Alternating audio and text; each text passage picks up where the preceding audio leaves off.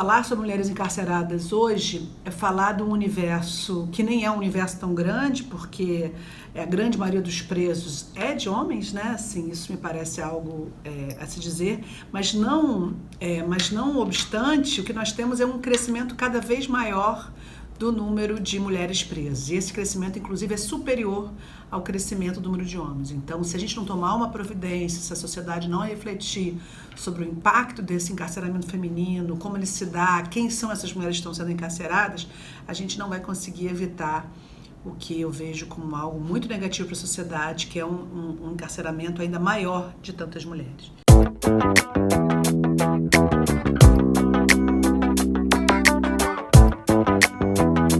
É importante dizer que a chance de uma mulher ser encarcerada, ela vai aumentar conforme o CEP daquela mulher e a cor da pele daquela mulher. Então, o nosso sistema penal é extremamente punitivo, seletivo, machista e classista. Então, não tem como falar de encarceramento feminino sem falar de seletividade penal. Seletividade penal que implica tanto no próprio sistema punitivo já definir alvos prioritários, portanto, já estigmatizados por uma construção de um inimigo social, de alguém a ser controlado, né? Como também, que é o outro lado da moeda da seletividade, que é a imunidade para pessoas que não se encaixem nesse estereótipo. Então, falar também de mulheres é compreender que esse sistema ele vai selecionar mulheres de uma determinada classe social e também mulheres negras, ou seja, quem está preso, isso não é uma análise teórica, a gente pega os dados e vai ver quem está preso hoje no Brasil, quem está presa hoje no Brasil são mulheres pobres, negras, jovens, com baixa instrução, 80% delas são mães, e elas estão presas pela acusação do crime de tráfico de drogas. Ou seja, 62% delas, a maioria dessas mulheres, de alguma forma, está sendo acusada de ter algum tipo de envolvimento com o tráfico.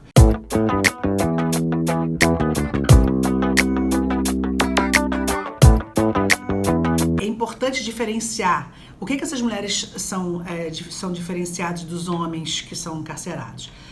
Coisas em comum, questões em comum.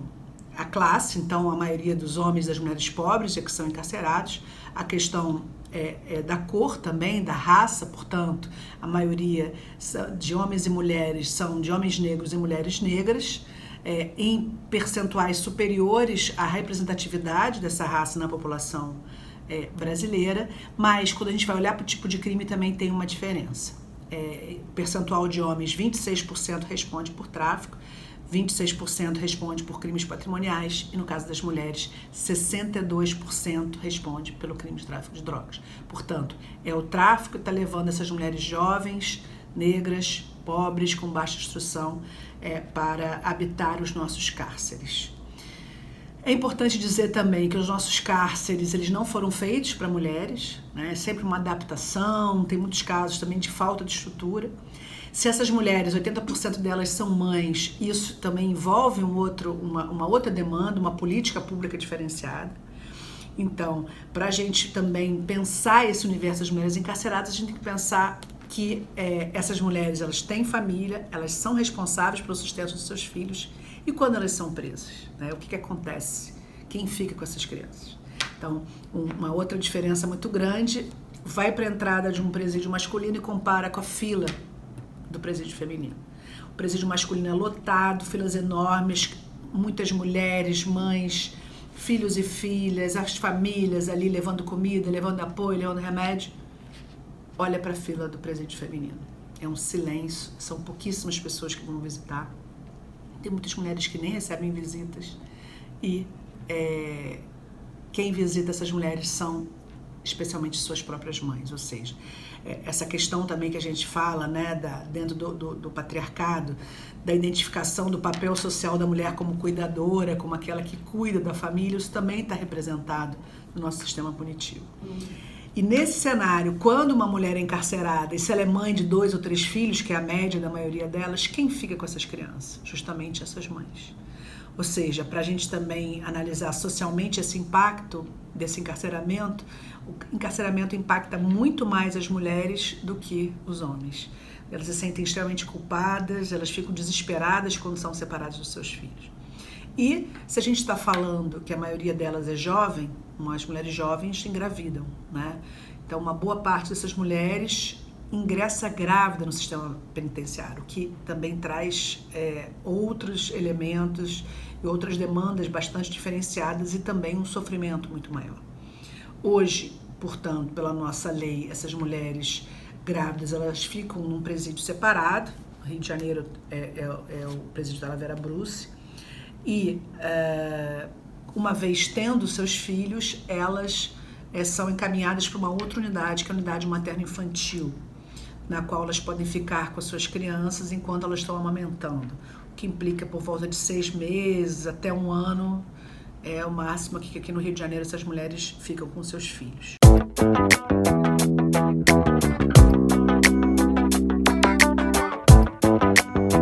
O sistema punitivo hoje, pensando na perspectiva do feminino, das mulheres, ele também implica a gente refletir que tipo de política é essa que está encarcerando tantas mulheres, que está encarcerando tantas mulheres grávidas ou recém-paridas, as puérperas.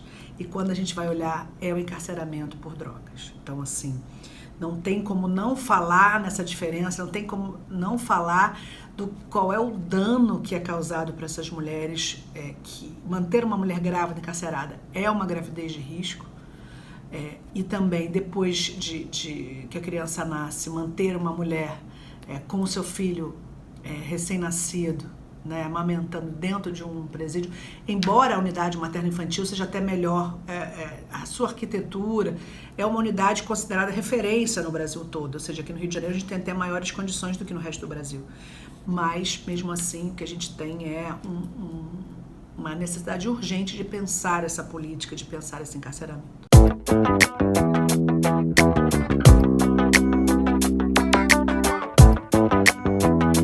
Como as leis hoje estão colocadas para esse cenário?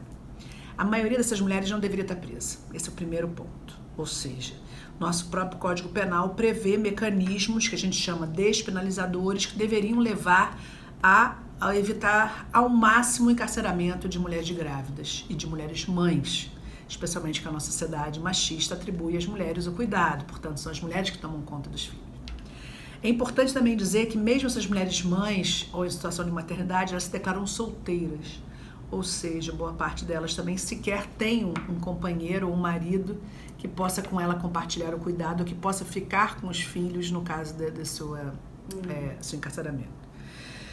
O que nós temos na lei hoje, portanto? Especialmente a partir de 2016, houve um avanço legislativo no sentido de dar maior proteção a mulheres em situação de maternidade. Portanto, hoje, se uma mulher é presa em flagrante, o juiz deve relaxar essa prisão ou encaminhá-la para uma prisão domiciliar, se ela estiver grávida ou se ela tiver sob seus cuidados filhos de até 12 anos ou filhos com algum tipo de deficiência que demandem aquele cuidado. Então, essa decisão deveria ser imediata. Portanto, nós não deveríamos ter nenhuma mulher grávida, encarcerada, e as mulheres mães de filhos até 12 anos já deveriam estar recebendo esse benefício. Inclusive, para quem lembra, foi o caso da Adriana Anselmo, né? A Adriana Anselmo que inclusive conseguiu esse benefício, que ela tinha um filho de 11 anos. Inclusive, o benefício deve estar para acabar, né? Mesmo assim, foi um debate muito grande no Poder Judiciário se podia ou não conceder aquele benefício, aquele direito, na verdade, nem benefício, é um direito, né, à Adriana Anselmo. Eu sempre defendi desde o início que direito é direito, mas os tribunais costumavam falar assim, não, mas como as mulheres pobres não têm acesso a esse benefício, por que a gente vai dar para a Adriana Anselmo?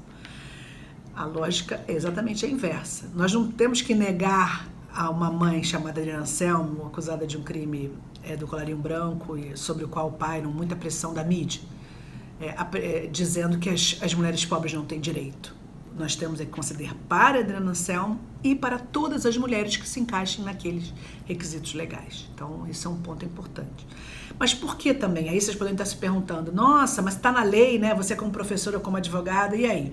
O grande problema é o seguinte, a lei ela é muito clara, mas ela está sujeita a uma interpretação. E o que foi verificado foi que apesar da lei, que a lei é de 2016, apesar dessa lei, na verdade, final de 2015, 2016 ela entrou em vigor. Apesar dessa lei, muitos juízes ainda evitam sua aplicação. e criam subterfúgios, e a palavra é essa mesmo, porque eles ficam usando outros argumentos para dizer por que não vão soltar essas mulheres. E a maioria desses argumentos são argumentos machistas. Vou dar alguns exemplos. Não, essa mulher fica melhor separada do seu filho, porque ela está envolvida com o tráfico, então é melhor que o seu filho não tenha convivência com ela. Outro argumento, ela merece uma sanção mais dura, porque como pode uma mãe praticar ou se envolver com o crime? São julgamentos extremamente morais e também se aplica às mulheres, algo que é muito comum também em relação aos homens acusados de tráfico, que é o discurso da segurança pública. Qual é o discurso da segurança pública? Não, elas são muito perigosas, portanto, para a segurança da sociedade, para a defesa social, a gente precisa manter essas mulheres em prisão. A grande questão aqui é que essas pessoas, tanto homens quanto mulheres, que são também identificados como inimigos número 1 da segurança pública, na verdade, são presos com pequenas quantidades, sem menor relevância. Então, você está mantendo pequenos traficantes ou mulheres com baixíssimo envolvimento, nas mulheres ainda mais, com menor envolvimento do que os homens, na prisão, com uma falsa justificativa punitiva, porque isso também não consegue provar que elas têm essa relevância toda. Para a sociedade, não tenho dúvida que seria muito melhor que elas estivessem com seus filhos do que com essa separação. Então, esse ponto é extremamente importante. As mulheres grávidas e mães de filhos até 12 anos têm direito, sim, a não estarem encarceradas, têm direito à prisão domiciliar, tem direito, inclusive, mesmo sem tornozeleira eletrônica, que esse é um outro drama que está estabelecido, mas se não tiver tornozeleira eletrônica, tem que conceder esse direito. E o que se tem feito é uma luta muito importante nesses últimos 2 anos, especialmente, uma luta que chegou ao Supremo Tribunal Federal, que hoje, de fato, tem pontuado. O Supremo Tribunal Federal já concedeu um habeas corpus para um coletivo de advogados de São Paulo que entrou e disse que essas mulheres têm direito, mas mesmo passado algum tempo da concessão desse habeas corpus para o Supremo, relatado pelo ministro Lewandowski, inclusive, nós ainda não conseguimos implementar essa decisão na sua totalidade. A Defensoria Pública do Rio de Janeiro lançou um relatório, está disponível na internet, inclusive dizendo que 1/4 das mulheres presas no Rio de Janeiro deveriam ter recebido esse direito de prisão domiciliar, mas não foram porque os magistrados entenderam outros argumentos não previstos em lei para negar o benefício.